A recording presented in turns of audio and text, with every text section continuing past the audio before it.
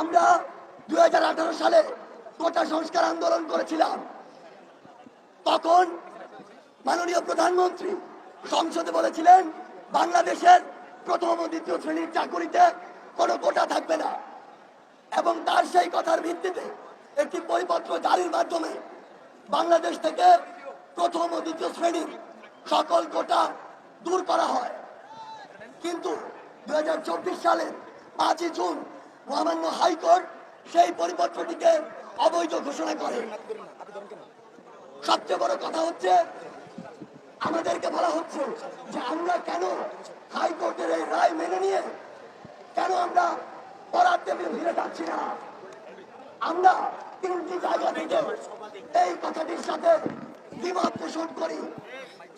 আমাদের প্রথম যে জায়গাটি, সেটি হাইকোর্ট নিজেই প্রমাণ করে দিয়েছে।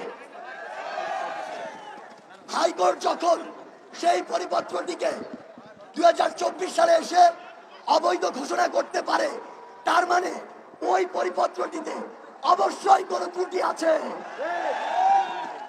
সেই ত্রুটিপূর্ণ পরিপত্রটি আবার যদি 2024 সালে হাইকোর্টের মাধ্যমে বহাল করা হয়, তবে আমরা বিশ্বাস করি আবার কিছু মাস পরে কিংবা কিছু বছর পরে সেটি আবার অবৈধ ঘোষণা করা হতে পারে। 2 নম্বর যে জায়গাটি নিয়ে আমরা কথা বলতে চাই, সেটি হচ্ছে আমরা যে এক দফা দাবি নিয়ে আমাদের এই আন্দোলনটি করছি, তার সবচেয়ে গুরুত্বপূর্ণ যে কথাটি, সেটি হচ্ছে আমরা চাই বাংলাদেশের সরকারি চাকরিতে সকল গ্রেডে, আমি আবারও বলছি, সকল গ্রেডে কোটার সংস্কার করতে হবে। কিন্তু 2018 যে পরিপত্রটি, সেটি ছিল শুধুমাত্র প্রথম এবং দ্বিতীয় গ্রেড নিয়ে। বাংলাদেশের যত মানুষ এই প্রথম ও দ্বিতীয় গ্রেডে জব করে, তার চেয়ে অনেক অনেক বেশি মানুষ তৃতীয় ও চতুর্থ শ্রেণীতে জবগুলো করে। এই যে এত বিশাল একটি জনসংখ্যা, তাদেরকে উপেক্ষা করে কিভাবে বাংলাদেশ এগিয়ে যায়? তাই আমরা বিশ্বাস করি মেধাভিত্তিক স্মার্ট বাংলাদেশ গড়ার জন্য সরকারি চাকরিতে প্রতিটি গ্রেডে এই কোটার সংস্কার করতে হবে।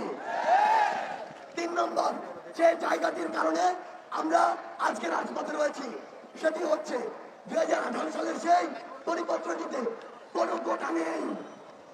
এখন গুরুত্বপূর্ণ কথা হচ্ছে, আমরা কোনো বিশ্বাস করি বাংলাদেশে অনগ্রসর কিছু জাতিগোষ্ঠী রয়েছে, আমাদের প্রতিবন্ধী ভাইরা কিংবা পাহাড়ের ওই ক্ষুদ্র নৃগোষ্ঠী যারা রয়েছেন, সে ভাই বোনেরা, আমরা বিশ্বাস করি তাদের জন্য একটি যৌক্তিক মাত্রায় কোটা থাকা উচিত। যেহেতু সংবিধানের এটি বলা হয়েছে, এখন 18 পরিপত্র দেখলে আপনি দেখতে পাবেন এখানে কোনো কোটা নেই। তাহলে একজন মুক্তিযোদ্ধা পরিবারের সন্তানের মৃত্যুর কারণে মহামান্য হাইকোর্ট যদি 18 পরিপত্রকে অবৈধ ঘোষণা করে, তাহলে আজকে থেকে কিছুদিন পরে তো একজন প্রতিবন্ধী যদি বলে, তাহলে এটি অবৈধ ঘোষণা করার সম্ভাবনা আরো বেড়ে যায়। একজন পাহাড়ের ভাই বোন যদি করে, তাহলে এটি আবার অবৈধ হওয়ার সম্ভাবনা তৈরি করে দেয়।